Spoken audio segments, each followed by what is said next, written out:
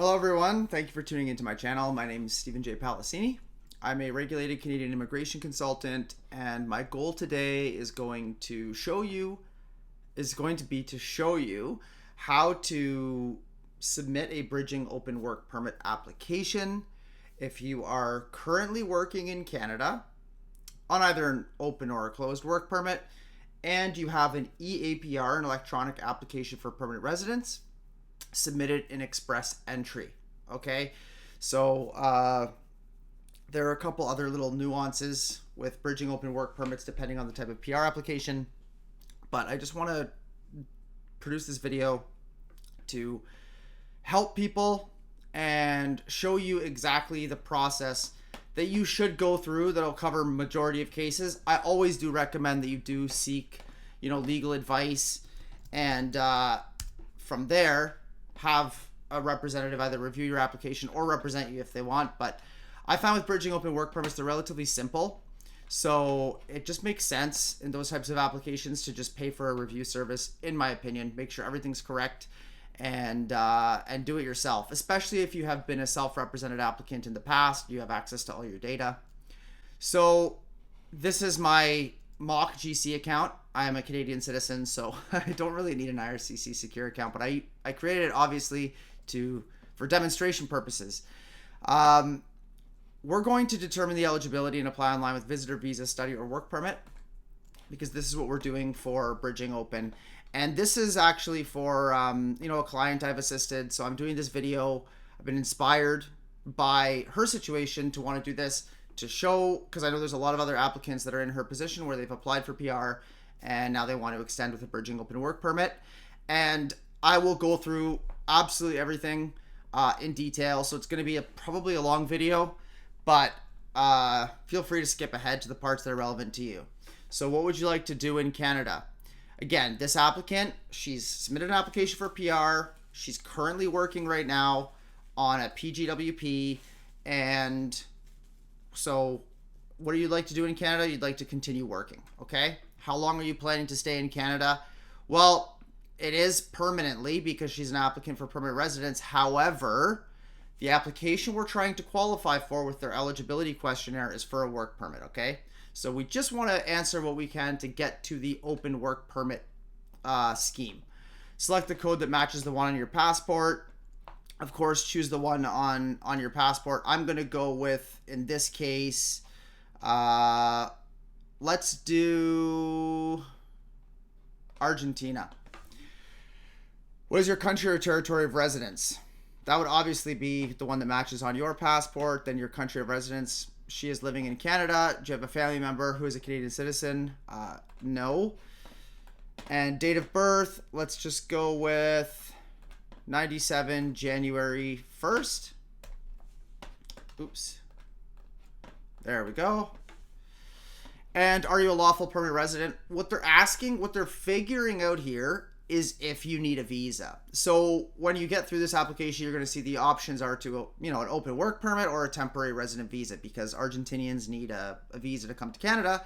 So in the event that they were a lawful permanent resident of the United States, then no, they wouldn't need a visa, because actually American permanent residents can visit Canada without a visa. Canadian permanent residents cannot visit the United States without a visa, and it's dependent on their passport. So what's your current immigration status in Canada? Worker, for a lot of people who are currently working right now and they've applied for permanent residence. I'm subject to the removal order. I applied for, I'm in a primary visitor status. I'm applying for open work permit. All these are no. And you can see here that this is trying to trigger the open work permit under one of these categories. And this is no, this is no, and this would be no. Okay.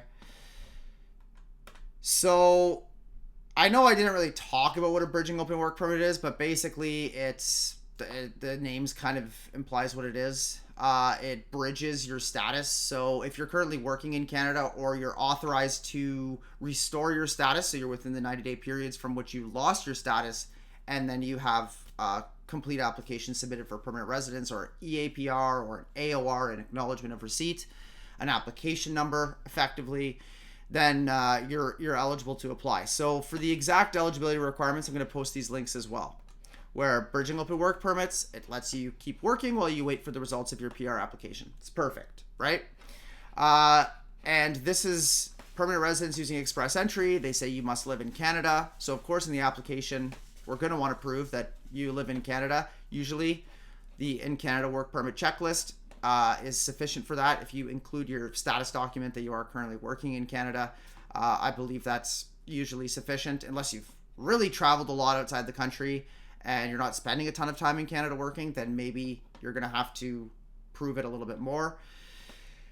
And have a valid work permit, which in this case, she does. Have an expired work permit, but maintained your status as a worker. So that would be if you've submitted another type of extension application prior to losing your status, prior to the expiry of your original work permit, let's say, and be eligible to restore your status and get a work permit. You have to be the principal applicant.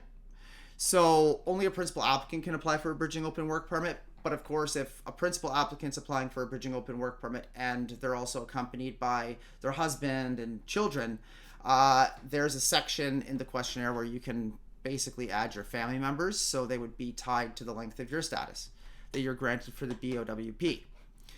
Have submitted a complete application for permanent residence and passed the completeness check. So when you start to dig into what defines a complete application, there's this section under the help center, but there's also I like to find completeness check IRCC express entry.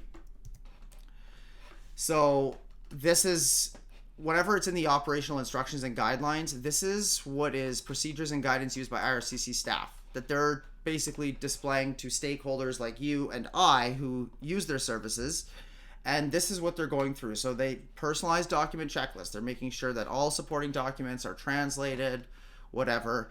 And they talk about all the what they're looking for. Because when you submit an application to permanent residence, you have within the next couple, like within 48 hours, you get your electronic application for permanent residence, and you're immediately assigned a file number. Okay, so that file number is what shows that you've submitted a PR application. And then on the back end, it has to pass what's called an R10 from the IRPR, the Immigration Refugee Protection Regulation, Section 10. It's going to show you that is, once you've passed completeness, you won't know. Like, it's not going to show up in your portal. It's not going to show up in your tracker. But if you were to apply for GCMS notes, it's going to take 30 days. But in the GCMS notes, you would see if you've passed completeness check. Okay, so all express entry applications go through like a triage officer, and they have I would say an overview of the application. Make sure, okay, it's got pay stubs, it's got this, it's got the marriage certificate if needed, that's translated, all those sorts of things, right? So they're just checking that the documentation is complete. They're not necessarily checking the validity of the documentation. Okay, that is what the 6 months of processing takes for. So usually within a couple weeks, you'll know if you have an incomplete express entry application, because it will be rejected, or not refused. Yeah, it is. It's returned for being incomplete is the legal term. So have you been told by an IRCC that you've been approved in principle for permanent residence? You have to put yes here, because that is, if you go dig deep into what it means for approval in principle for permanent residence, this would be the case. Have you submitted a permanent resident application to Canada? Yes, you have. Do you have a written job offer? If you were to put yes here, you may not. They're just asking for a written job offer. They're going to give you the option then to apply for a closed work permit. So in this case, I'll put yes, just to show you what it's going to show. What is your marital status? In this case, she is single. What is your province or territory of destination? If visiting multiple provinces or territories, select the one you'll be spending most of your time. Let's go with Ontario. Most immigrants settle to Ontario. It's more than 50% of Canada's population, roughly. So if we go work permit in Canada, this is because of the written job offer. The TRV options popping up because Argentinian passport holder means visa required, but this person is going to be applying for an open work permit, okay? because it's the bridging open. Are you accompanying a family member who has status in Canada? No, not in this case. And when does your status in Canada expire? I don't quite remember. Let's estimate around 2024. Usually you should be looking at applying for a bridging open work permit when you're like maybe 7 months out, less than that, due to current processing times. Let's say, June 17th, 2024. And have you had a medical exam? So they're trying to generate your customized checklist. This is what their system is doing, right? So it's saying, have you had a medical exam? No. That's because a lot of people are going to be qualifying under that public policy where you're exempt from having to redo a medical right now for a PR application. So yes, you would answer yes in this case if you've been living in a country where you, within the last year for more than 6 months, that is one of the designated countries or territories where you need to get a medical exam. So, I don't want to leave that, but I'll open this in a new tab. So these are the countries that require, so Argentina doesn't require a medical exam. Okay. So if you spent 6 months in India in the last year, you would need a medical exam, right? So, and if you intend to work in one of the following jobs. Now, I wish they were a little bit more descriptive, but to my understanding, these are very specific jobs: teacher, primary, secondary, small children. It seems to be a lot of elderly care, basically immunocompromised people. So if your job is not in those occupations, you're going to have those restrictions on your open work permit that you can't work as like a health sciences worker or a day nursery worker, right? If you've not had a medical exam. So do you want to work in the following jobs? No. And do you want to submit an application for a family member? This is where you would tie your family members in to your bridging open work permit application. They wouldn't get a bridging open work permit. They would get the spousal open work permit, right? So no in this case. And this is, whether or not you're using a representative. In this case, you won't be using a representative. This is for self-represented applicants. If I review your application, I can provide a limited scope retainer, right? Where you're just essentially paying for review services, but all the contact with IRCC remains within your hands. So have you given biometrics? Yes. This is calculating your biometrics fee. Do you need to pay $85 and get more biometrics or no? Most people will probably have valid biometrics. So if you want to check if you need biometrics, you go to the biometrics. There's a biometrics check tool. So you go biometrics check tool and find out if you need to give biometrics. So you gave biometrics in the past. You did it for a permanent residence application only. Is it still being processed? Yes. You may not need to give biometrics again. Or I gave biometrics for this, and then they're going to, so maybe you came in and did it for a temporary, and you had to do it again for PR, because now with PR, you have to do the biometrics a second time. Okay, they waived that requirement during COVID, but now that's the case. So let's go to, are they still valid? You could use this check status tool, which I want to show you guys. So this is the biometrics check status tool. And you put in your UCI, you put in your last name, date of birth, and country of birth, and you can check status. It'll pull up your file. It'll basically just pull up when you got your biometrics and when they're valid until, okay? I like to screenshot this, save to PDF, print it, do what you got to do, and include that in your client information to just show like, hey, this is why I don't need to pay the fee, okay? I like to... The more you can do the officer's job for them, the more you can present an application where you're just telling them how you qualify, how you're eligible, how you're not inadmissible to Canada, or you are admissible to Canada. That's really, you're going to have a strong shot at approval. So, and that's obviously very subjective. Like some applications, you need a ton of more supporting documentation. For a bridging open work permit, it's pretty basic. So yes, you've given, or it's valid, which means you're not going to be being charged the extra $85 for biometrics. You have to check. That would depend on the individual, right?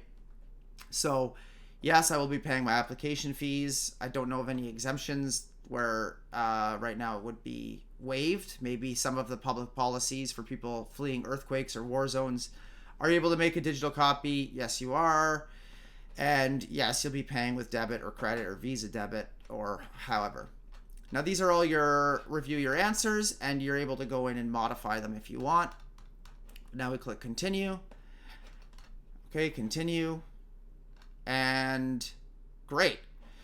So this is interesting because they are asking for family information form.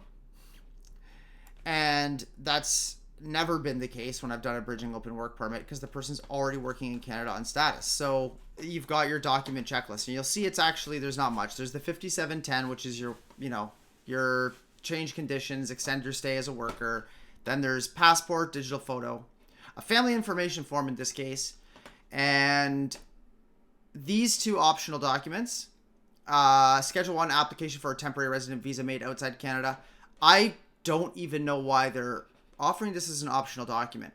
To apply for a temporary resident visa in Canada, you would have to submit it to the Ottawa office, right? TRVs or extending your visa, the document that allows you to enter Canada, is what's processed through Ottawa, and they're processed quite quickly. And this one is going to be going to Edmonton because it's a work permit. So I wouldn't upload anything into 5257 unless you answered yes on one of the background questions 3 to 6, because they may require that you include an IMM 5257, or at least they mention that. So client information, this is where you're going to stack all the eligibility, the supporting documentation. So how you meet these requirements, which is valid work permit. You're going to include a copy of your work permit. I always include a copy of the work permit. Of course, you're going to include the copy of your EAPR. And to see what a redacted EAPR looks like, I have it right here. So this is what a redacted EAPR looks like in Express Entry. You've got application number, you've got email, barcode, and that's the application number that starts with an E. Dear, obviously your name. And yeah, this is confirming that they've received your application, and then they tell you here you can apply for a bridging open work permit. They also let you know that if your PR application is refused for being incomplete, you will surrender your bridging work permit, processing fees. And they still have to review it to make sure it meets, as I mentioned, Section 10 of the IRPR, Immigration and Refugee Protection Regulations.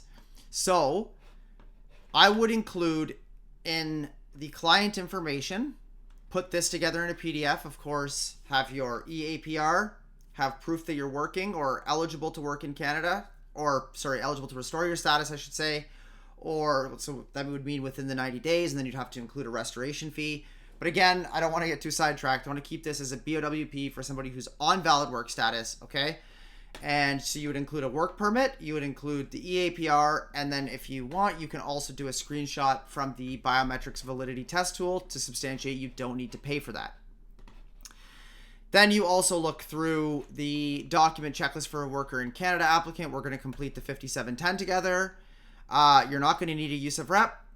Authority to release to a designated individual. They say this only to release it to someone other than yourself. So that would be, I don't know, for somebody who's a senior and they can't necessarily have information trusted to them, or they're not very good at communicating. So statutory declaration of common law union, obviously that's, if you're in a common law relationship. Proof of payment, okay? So this is going to be checked off when you submit the application. That's when you're going to pay.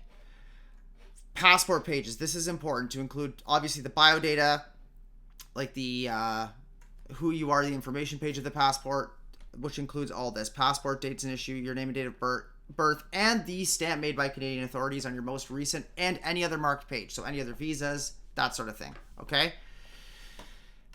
Don't need expired passport. This would just be the valid passport that you're traveling with. Now, photocopies of your travel or identity document, this is not applicable if you travel with a passport.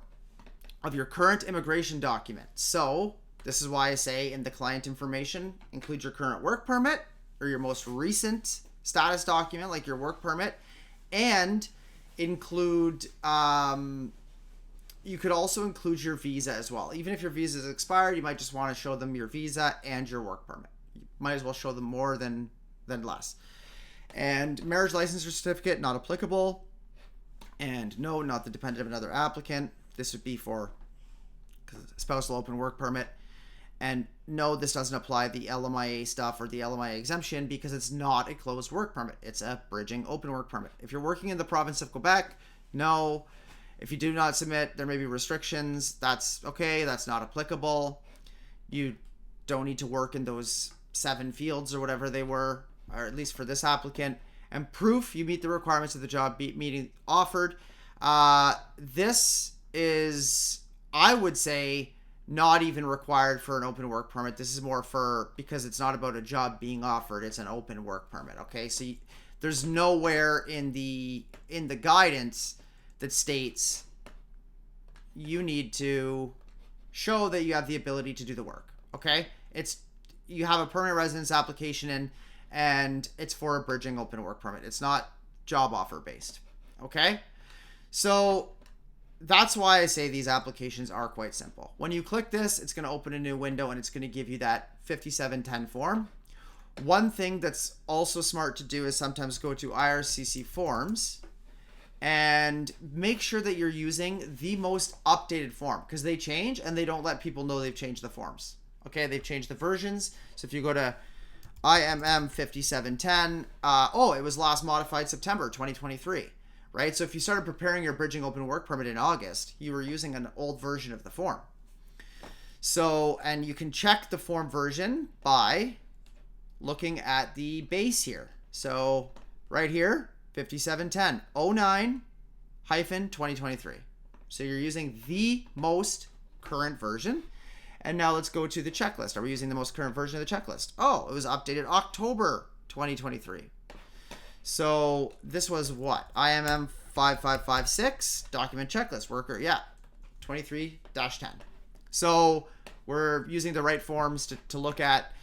Now let's complete the, and these links I will post in my, in the description below, obviously. So let's go through 5710 and let's go through it, like comb right through it and see what we got here. Okay, perfect. So filling this one out. UCI, this is obviously your 8 or 11 digit UCI number. It's on your visa to come, like that's stamped in your passport. It'll be on your work permit in the top corner. And I should do my own redacted copy of a work permit, but I'll just show you this here. Canada work permit, images. We've got, so this is a visa, but this is your UCI, right? There's your 8-digit UCI. Okay, and this looks like I mean, they shouldn't be displaying this document on the internet because it doesn't look like it's fake data. It's got everything there, and it doesn't look like placeholder text, but this is the UCI right there. On the work permit itself, and these are older work permits, I want to find a newer looking work permit, like this. This is the newest looking work permit. So you're going to have your UCI up here, okay? You're going to have your application number, which is usually going to lead with W, which means work. Now there's 2 numbers here that this person had redacted. One is in red. That's not the document number. The document number is the black one below it that I think is 8 or 9 characters. So that's an old version, because that is, we're going to be putting that on the IMM 5710. You're going to see that. Here it is. So this is your application number, and the application number doesn't really look like that often. It starts usually with a W, and it's the same one that corresponds in your IRCC secure account. The UCI is obviously your Universal Client Identifier, if that's what it stands for, but that's what IRCC uses. And then here is your document number, okay? 012345, but I've seen them oftentimes start with U. Now, the letter U. So up here is a red number. I actually don't know what that is, and I've never used it, okay? So let's go back to, we'll continue session so we don't time out. And let's go through here. So your UCI, 1, 2, 3, 4, 5, 6, 7, 8. I want service in English. Now, people wonder, what do you put for here? I've always, for bridging open work permit, apply for a work permit for the first time or with a new employer, because it is you're not applying for a work permit for the first time, but it is a different type of case. Like, it's a different case type of work permit. Okay, so it is not with the same employer, even if it is open before. Okay, it is a new employer because it's a bridging open work permit. You're supposed to select that. I've never had an issue selecting that, and I've only gotten BOWPs approved. Okay, now apply for a work permit with the same employer. You can't check one or more of the following here, but if you were on, that would be for extending a work permit, right? So if you're on a closed work permit and now you're applying for another work permit with a new LMIA or with a new LMIA exemption, of course it would be, that's a work permit extension. A BOWP is not an extension. It gives you an extension to continue working in Canada, but it's a completely new type of application. Now you're allowed to select restore my status as a worker as well, only if you're out of status, okay? And then you have to pay the extra fee. But maybe I'll talk about restoration later on another day. So family name, let's go with full name, Smith, Jessica, and you can do all caps, or you should represent it the best way, or how it is exactly represented in your passport under the personal details section. Have you ever used any other alias or nickname? No, in this case. This question is, if you're questioning it, if you're thinking, I believe I have, like, I've kind of gone by Jess, and on some of my documents it says Jess, not Jessica, like on school documents, on other things that have been submitted or will be submitted to IRCC. In that case, then I would always say yes, and always include more information rather than less information, because you always want to avoid hiding anything or being perceived for misrepresentation. Female, date of birth, I forget what I put on the questionnaire, but I think it was 97. Let's just go with January 1st. Place of birth, let's put okay, and Argentina. And citizenship. What I also love to do is I like to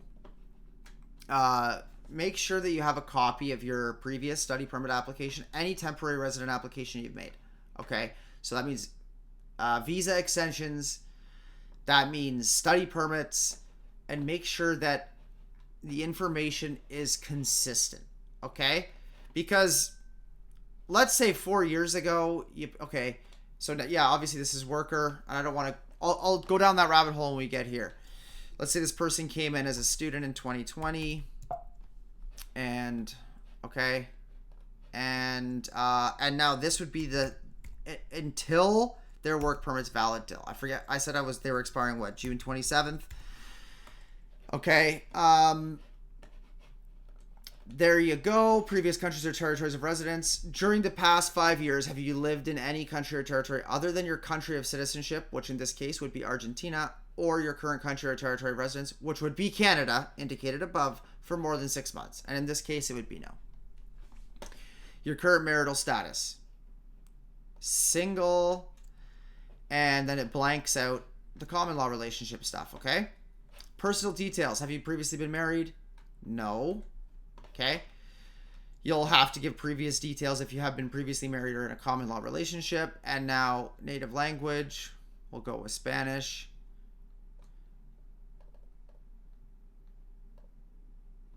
Okay, if you put both, well, communicate in English, and then it blanks out in which language are you most at ease. If you put both, you have the ability to choose which one you're more powerful in. So English, have you taken a test or designated? In this case, yeah. And for a lot of people, it's going to be yes, because you've submitted an express entry application, right? And you're doing a BOWP. So passport number, country or territory of issue. Some people get confused about this because they say country or territory of issue. I've seen passports that have been renewed in Canada for Philippine citizens, and it actually says Ottawa, like issued Ottawa. But that doesn't mean what they're asking here is they're asking for the global details of your passport, okay? So in this case, even if you got it renewed in Canada and it says Ottawa on it or Vancouver or wherever the consulate is, it is the country code of your passport, okay? Issue date 2020 01 to 2025 12/31. You're typically going to see that one day off. And you have a national identity document. So if you do, you should select yes. If not, you can select no. Now, a national identity document is not a driver's license. I've seen people put a driver's license in there. I've seen people say yes, and they copy the passport data and they put it right into the national ID. I don't know why you would be duplicating that. What they're talking about with a national identity card is something like a scenic if you're from Pakistan, or the Aadhaar card if you're from India. So, or Iran has a national ID. And oftentimes those national IDs don't have an expiry date, but sometimes they can make it a mandatory field. So if they do, then you would just put 3000-01-01 to indicate that it never expires, because many national IDs do not ever expire. So I put no here. In this case, let's say this person does not have a national ID. US PR card, no. And yeah, there's that question again, right? So current mailing address, this is where, if you put this in, this is where your work permit's going to get sent to. They do not send work permits outside of Canada, only within Canada. So that's probably why this is mandated here. So apartment unit, what I see a lot of people do is Canada has very strict, let's say, street naming conventions. So apartment, this would be like your standalone place that's within a multi-family complex. So the number that's kind of like on the door of your unit, okay? The street number is like if you were driving down the street and there's a number on the home or there's a number on the building, all right? And then the street name, this can kind of get confusing because sometimes the street name is a numbered street or a numbered avenue, okay? So apartment or unit, for example, this is typically what it would look like. Like you live in unit 301, let's say, and the street number, the building is on 1188, okay? Like that's the big number that's on the facade of the building in a multifamily, and the street name itself is like 35th Avenue Northwest in Calgary. So the street name is 35th Avenue or 35 Avenue. You can check Canada Post for the exact convention that you want to follow. Like Canada Post has the address lookup and everything. Google's obviously pretty good too, but I've seen Google has some inconsistencies sometimes with postal codes. So interestingly enough, on a little side note, in Calgary, for example, if this address exists and you're 1188 35th Avenue Northwest, you can usually take the first two numbers and anticipate that it's going to be between 11 and 12th Street, because Calgary is a grid system. Now, this doesn't apply for all Canadian cities, but in Calgary, for example, avenues run east to west or west to east, and streets run north to south. So if you know this person's on 35th Avenue and they're in the northwest, that means they're in the northwest quadrant of the city on 35th Avenue. That's the street name. And they're at the intersection of, well, not at the intersection, but they're between basically 11th Street and 12th Street. So then if somebody's address was 1288, they're between 12th Street and 13th Street. So it's a very logical way to actually name systems in a grid system with addresses. And then that way, if you don't have a GPS, you could actually navigate just using the street number, which is really cool. And obviously, the address, but you don't actually need to plug it into a GPS or really look at a map. So if you're living in a house, most houses won't have apartments or units, especially if it's a single family dwelling. But if you're living in the basement and it's called like unit 1 and the upstairs is called unit 2, then yeah, it would be apartment 1 or unit 2. However you receive mail at your place, okay? So apartment 1 or apartment 2. That would be the example of a house that's divided by like floors.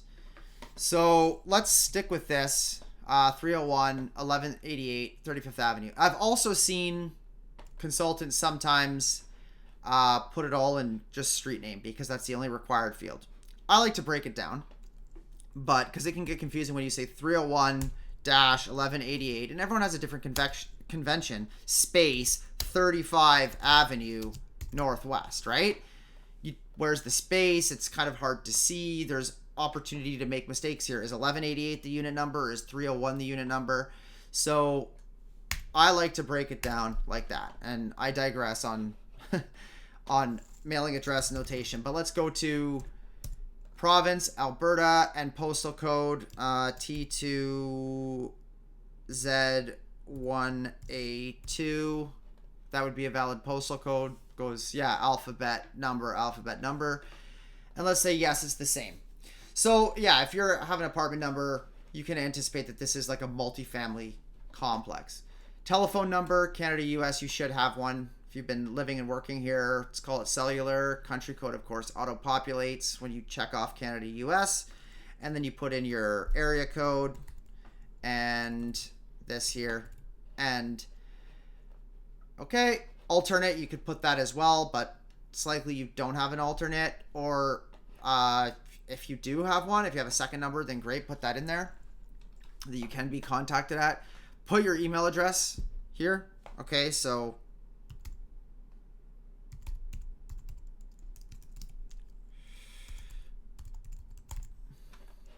that would be, yeah, valid email address. So we've talked about contact information. Yeah, I know I'm doing Calgary and this person's actually destined for Ontario, but Calgary also has the grid naming of streets. So date and place of your original entry to Canada. So earlier on I said, hey, make sure you have your previous applications that you've submitted because this should be consistent, right? If they're asking you what the date and place of your original entry to Canada was, they've asked you it likely now a couple of times and you want to make sure it's consistent. So let's say this person originally did come in 2015, 0101, like they came on January 1st, and their original purpose of entry, and they entered this time, the first time, at Edmonton International Airport, okay? You want to put where you, oh, it's getting cut off, so I would just say Edmonton Airport, and I know it's YEG. You want to put it where you went through customs, right? Where you went through CBSA, where you were actually being, inspected, or let's say, under examination to enter Canada. That's what you want to put. Date and place of your original entry, Edmonton Airport. If it's a land border crossing, go find the name of it. Try and be as descriptive as you can, but you are limited by characters here. So, also, original purpose of coming to Canada. This is why you want to have your previous application as well. You want to make sure that it's consistent.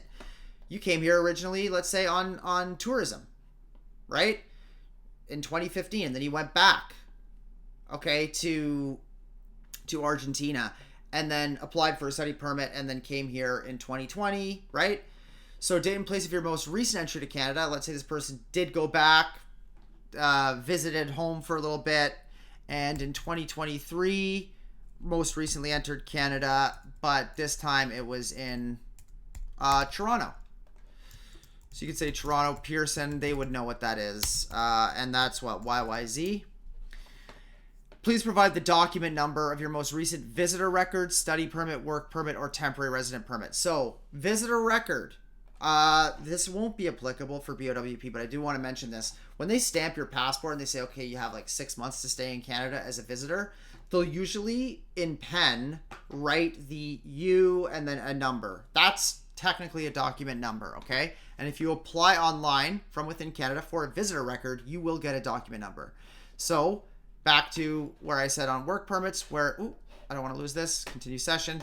Where is the document number on a work permit? It's this one right here, okay? And it'll let you know if it's not valid. Document number U1234567. Okay. 8. Do I need to have another digit on it? 9.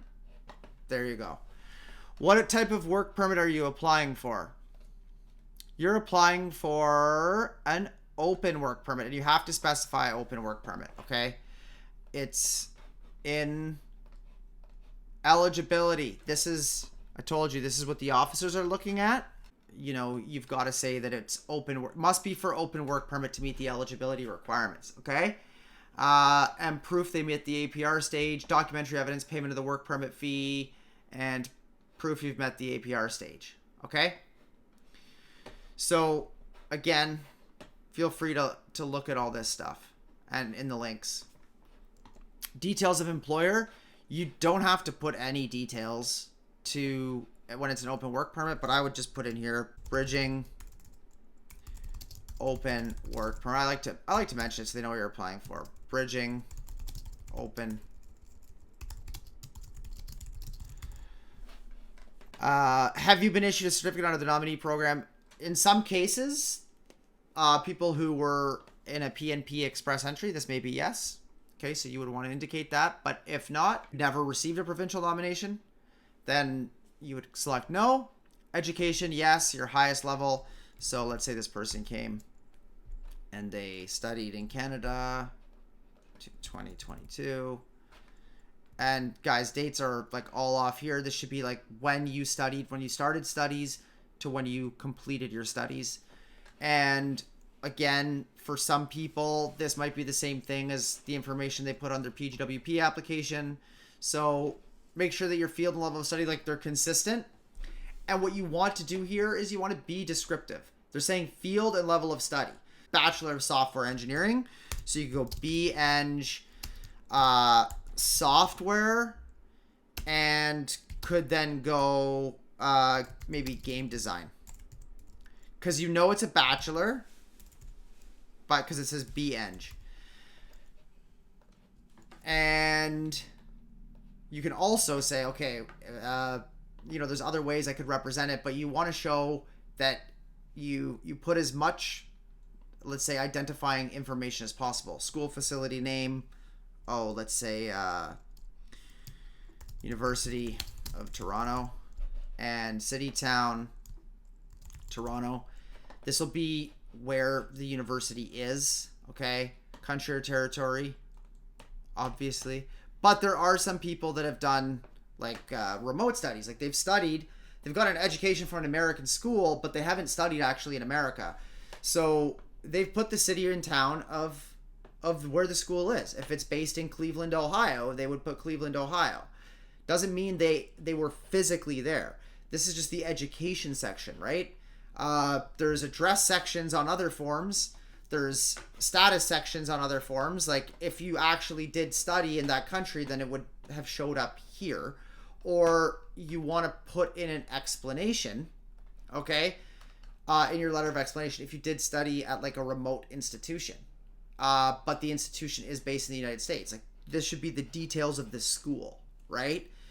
Like you wouldn't say I studied at, let's say you didn't study, like you did study at Columbia University in the United States, but you weren't actually in the US when you studied. You were overseas or abroad, and it was a fully remote program. You could still put basically the information of the school and the field and study of degree, because that's how it's going to show up on your WES, right? I've seen on WES, they show that, United States is the institution, but this person did not study. Actually, they weren't physically in the United States for that program. Okay. I hope that didn't confuse you more, but it's just, this should be basically the contact information of the school, right? Employment. I like to be as descriptive as possible with employment, because you know what? They can find anything. So let's say this person worked, and you should put in everything, because additionally, if you let's say they bring in a new category of draws, or and this is for like on starter applications, let's say like a study permit or an initial work permit application, you want to put as much employment history as necessary to show that if ever you need to lean on that experience or reference that, you can say, hey, I submitted that 5 years ago. Like I told you guys, I have experience as a butcher.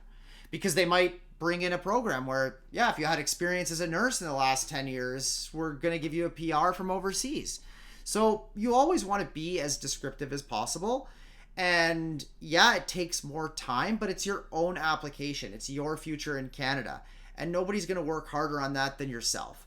So I would recommend that you do put in, like I do with my clients all the time, is I put in everything. Like even if you were, work as a driver for Skip the Dishes. And I've never had employment history go beyond like 10 or 12 entries. Okay. So what do you do when you've got it beyond beyond 3 entries? Then you just put in your client information. You would just on Microsoft Word or a similar word processor, just create a table just like this one, employment, where you put start date, end date, and the same level of granularity. So you'd have month and year, current activity, occupation. Okay. Now for current activities and occupations, this is quite important. So they do say for past 10 years. So even if you were working under the age of 18, I do include it, right? Like I've had people that started working at 16 and I do include that. I say, yeah, I was a housekeeper or an au pair. And in the current activity or occupation and the previous activity occupation, you got to think occupations like knock. They're trying to figure out, okay, what were you actually doing? So you want to be descriptive. You never want to say just manager, right? Like that doesn't tell them anything. They want to see like accounting manager, or they want to see food service supervisor. They want to see it broken down by, don't use generic terms like manager or consultant or just self-employed. You could say self-employed, but a self-employed what, right? Let's say you're a self-employed electrician. You could probably in here say self-employed. Okay. And that would be, I think, the most descriptive way to represent that. And company, you could put your company name, or if it was under, that would be like the legal structure. If it was under a, sole proprietorship, then you would put your name. So always put as much detail as you can. They want to know what you were doing. A manager doesn't provide enough description, but food and beverage manager, and if you can't fit food and beverage, put F&B manager, right? So put as much description as you can in there. So I'm just going to put, I don't want to spend way too much time on this. So let's do current activity or occupation. Let's say this person right now is working as a, say a registered nurse, right? So registered nurse, great. But you could go RN, oncology. That would be more specific. That means you're working as a cancer nurse. They would know. Did I spell that right? Oncology. And employer, company, facility name, right? Would you go generic and say like, I'm working for Alberta Health Services, AHS. Yes, that is Alberta Health Services. But let's say you're working at a particular hospital like Foothills, right? You want to be as descriptive as you possibly can here. And again, maybe you weren't as descriptive on your previous application. Well, I would say keep it consistent, okay? So that's why it's always good to get started with a really strong application on your initial application to Canada. Put in as much detail as you possibly can, and then later on you can lean on that detail if you do need it, if they change the program, okay? Like they bring in something where in the last 10 years, if you had experience as an electrician, come on in. Calgary, obviously that's the city or town, country or territory. This would be Canada. And province or state, AB. And then you can put in the rest of this here. And now we have, we have to fill this all in. This person was Argentina. This wouldn't make sense, but let's go Canada. Okay, AB, province, where you've been working, right? And background information. This is okay. So I should also mention in employment, some people would ask a question like, for example, let's say you were working for an American company, but working as a contractor in Canada. that can get confusing, right? So put in, to the best of your ability, the most descriptive way, right? Let's say you're working for an American company, but you're working remotely for them in Canada, and you've been able to do that because you're on an open work permit. Then how are they paying you? If they're paying you as a contractor, then you should put in here contractor, self-employed, or freelance, right? Like freelance digital marketer. And if it's been only for one company, then you could put that company name. And then you're thinking, well, shoot, should I put like, what if the company's based in the United States? I wouldn't put the American country or territory, because they would associate this employment with your location in which you're doing the employment, okay? And there is ambiguity there, because when you look at the guide, and this is another guide that you'll want to reference, but it would be your work permit application guide. I think it's this one here. They tell you how to answer the questions, but you know what? In many cases, they don't provide, right? Whether you're able to communicate in English or French, we've gone through all these, but they don't tell you in this guide, provide details about your current activity and previous details. If you're retired, that's all they say. Indicate the name of the company or facility where you work, okay? But country, town, country of what? Country where you're working? Country where you're receiving money? Country where the company's located. So they don't provide clarification here in the guide. And this is why there's a whole industry for immigration consulting and for immigration lawyers, because they're just not giving people enough guidance. If it's questionable, if it's challenging to display, you're saying, well, I work for a foreign company, but I'm working in Canada, then explain that in a letter of explanation. Everything where you don't have space or where their system is redundant or designed poorly, just go ahead and put it in a letter of explanation. Say, I mentioned I'm working as a freelance digital marketer for Apple Inc. But I'm doing this in Calgary, Canada. And then you would explain, like, I'm a freelance digital marketer. I'm being subcontracted by Apple Inc. I'm doing the work in Calgary, right? But they're not necessarily, they don't really have an office in Calgary, let's say. They're just paying me as a subcontractor. And you would then, anything that's questionable, or if you're like, hey, there's actually, I've looked at the guide, I've looked at this, there's really, I've talked to a consultant, and the consultant's telling me do a letter of explanation, then you should do a letter of explanation and just add that to your client information. Have we signed? Well, we signed out. We lost it. Let's go to within the past 2 years. Have you had these? This is your background information questions. Okay. Always answer these truthfully. Do you have any physical or mental disorder? No.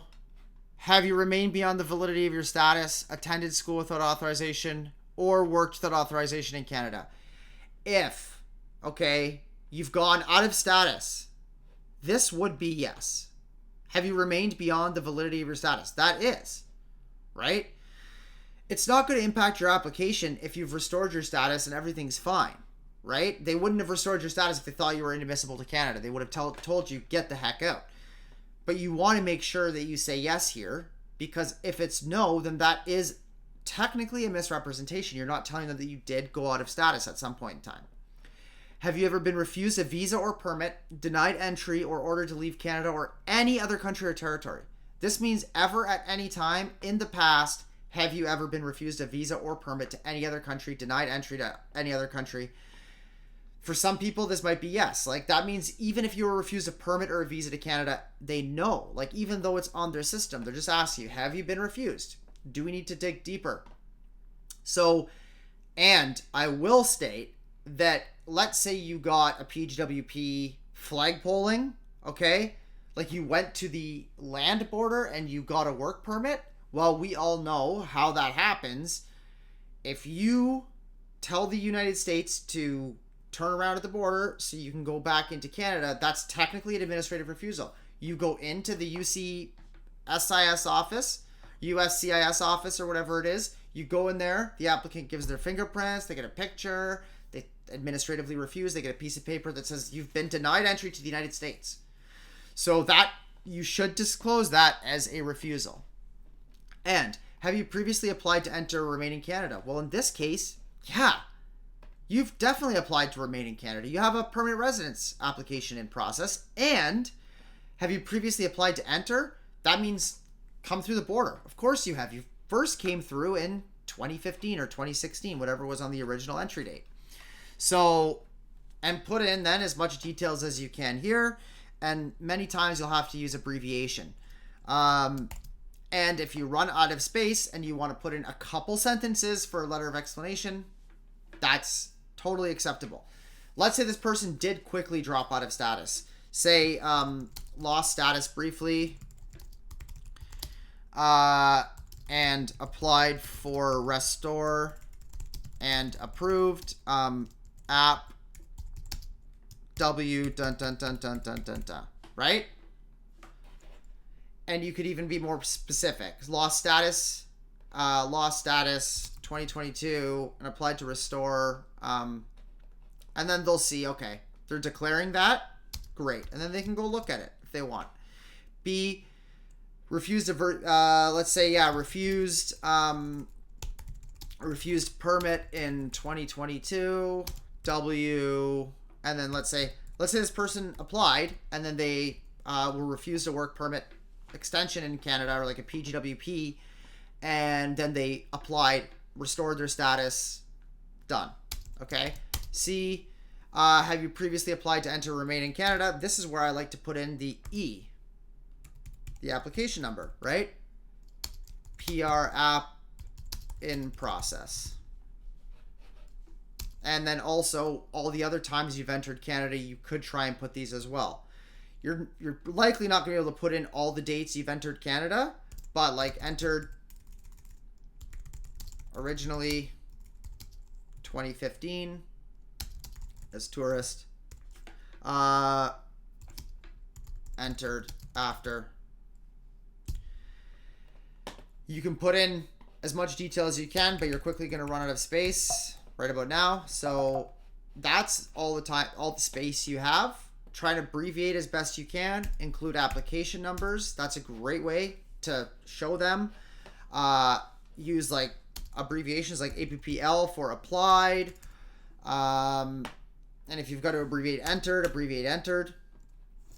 Okay. So, and I've even put this before, entered Canada many occasions.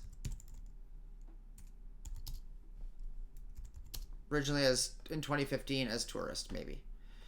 Okay. Have you ever been committed or arrested or been charged? So charged is interesting, right? So that doesn't mean convicted. If you've been charged, people can drop charges, right? But if you've been charged, you should be declaring that. So let's say no. Let's say this person's good. And you haven't served in any military, militia, not associated with a political party or group, engaged in advocated terrorism. No. And then you put in your signature here. So I think it was Jessica Smith. You don't need to. I've seen people have approved applications where they've just left this totally blank because they say on the guide you don't need to actually, it counts as your digital signature or whatever. Put this date here and validate. And what are we missing here? Current country of residence. Why did they have an issue with this? Okay, now it works. Validate, completed successfully, and now this is what you're going to upload directly into your portal. Okay, so you can, and it'll only be able to be uploaded once it's validated, and this is it. And it's got this secured in the top corner, because otherwise you could print it as a PDF, but if you do that, then it's not going to upload because it's just going to be an image. This is actually like a smart form, right? So you have to upload this validated version like this, and then you file, save as, give it a nice name, IMM5710 E underscore Jessica Smith, right? So there's your IMM 5710. I've gone through how to fill it out. And now other resources that you can use. I'm going to save this. This is the Worker in Canada checklist, and this is what you can use to further support that you're including everything you need to. Continue application.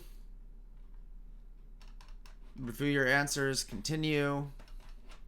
Continue. And here we go. Here's your 5710. Open it. Upload.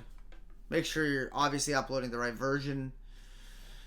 There. It won't let you upload if it's not validated.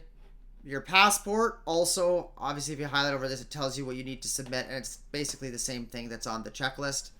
Digital photo. Yeah. Submit your digital photo as well. And you can, it doesn't have to be at a photo studio. I would recommend that you do anyways.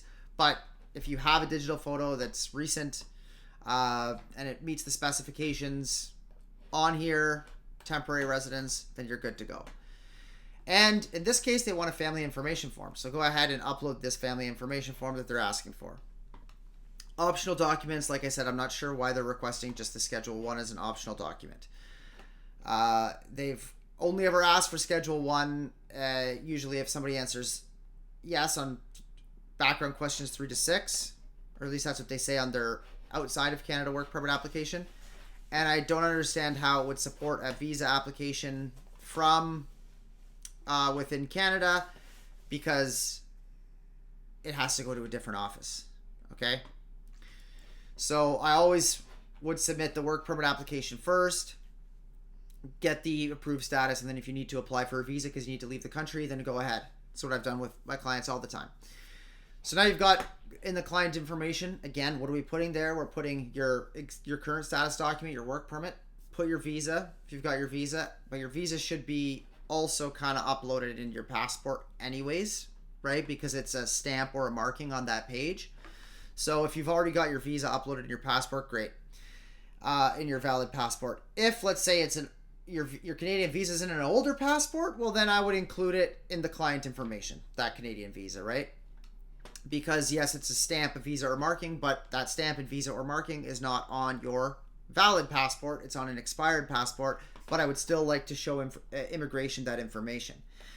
And then finally, you're going to put your work permit, your TRV, and now your EAPR, which looks like this. And obviously, don't redact it, okay? And then your biometrics check tool. Okay, so you could show that you have valid biometrics. And if you wanted, you can write just a little one-pager. Dear IRCC officer, I hope your day's going well. I'm applying for a bridging open work permit as an express entry applicant. I am eligible as per this link on your website, and I've read through the documentation here, and I've included, and you can go word for word. I'm currently living in Canada. Please find attached my work permit. I have a valid work permit. I'm the principal applicant on the permanent residence application. I've attached my EAPR showing you that I have it, and here's my acknowledgement of receipt. That's it. There's a few other parts about my application that you should be aware of. Number one, I've explained that, I lost my status and then I had to restore it. So this is what happened. I just want to provide some further context. Secondly, I want to provide some further context. It shows that I've worked for AppleLink. AppleLink has paid me as a freelance digital marketer. I did that work while I've been living in Calgary. The company's incorporated overseas. Or I studied at this institution. It says I studied in... It appears that I've studied in, the United States, in the Bronx, but the school's just located in the Bronx. It was a fully remote program, and there you go.